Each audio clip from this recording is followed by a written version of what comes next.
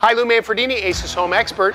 If your refrigerator is leaking, we have some advice on what to look for. If your refrigerator is leaking water, there's a few things to check. If you have an ice maker, there's a water line on the back of the fridge that feeds the ice maker, whether it's high or low, depending on the style of refrigerator that you have. Pull the refrigerator out from where it's located and inspect the water line behind the fridge. If you notice that there are fittings that are leaking, you may want to tighten those up or replace them. Another thing to check is at the base of the fridge. There is a drip pan that the refrigerator and or freezer use to dispel condensation from inside the unit.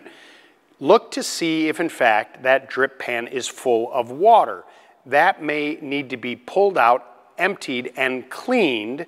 And while you're at it, take a look at the fins that are underneath there and clean those out as well. Those could be clogged, which is the reason why the pan is not evaporating the water quick enough. And that's it. If you'd like more advice, please go to our website, acehardware.com, and follow us on our YouTube channel.